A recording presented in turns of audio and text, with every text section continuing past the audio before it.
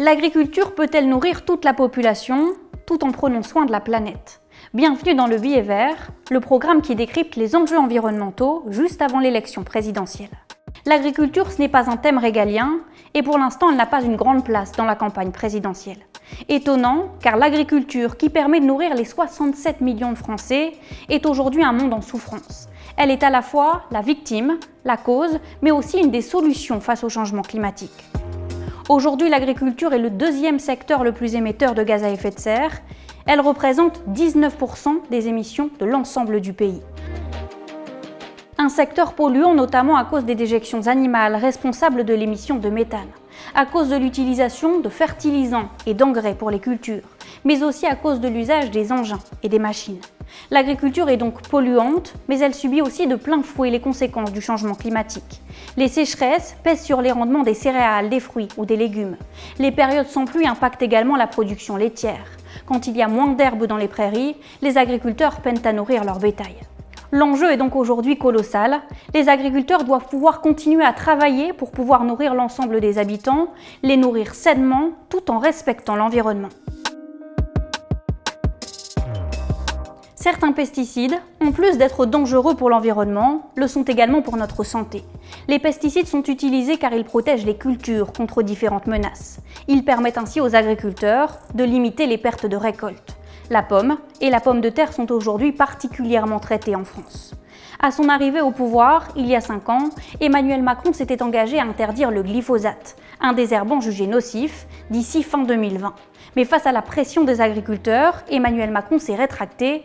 Résultat, le glyphosate est aujourd'hui toujours autorisé en France. Emmanuel Macron a toutefois instauré des distances à respecter par les agriculteurs avant de dépendre des produits phytosanitaires aux abords des habitations ou des écoles. Une décision jugée insuffisante à gauche. S'ils deviennent présidents en avril prochain, Jean-Luc Mélenchon, Anne Hidalgo ou encore Yannick Jadot assurent qu'ils interdiront rapidement l'usage du glyphosate.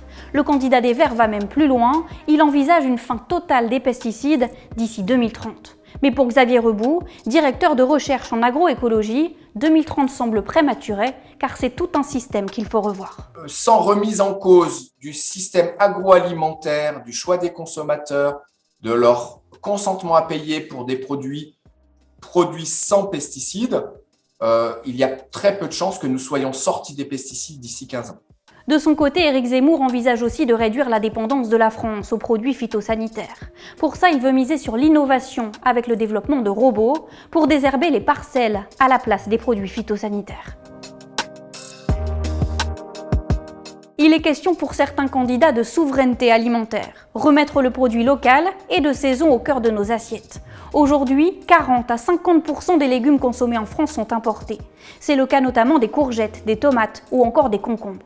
Le circuit court, c'est donc l'occasion de faire diminuer les gaz à effet de serre du secteur en évitant de faire venir des produits du bout du monde, tout en valorisant la production agricole française. Cet objectif a été mis en place dès 2018 dans la restauration collective avec la loi Egalim mise en place par le président Macron et son ancien ministre de l'Agriculture, Stéphane Travert. La restauration collective, c'est 7 milliards de repas qui sont pris chaque année.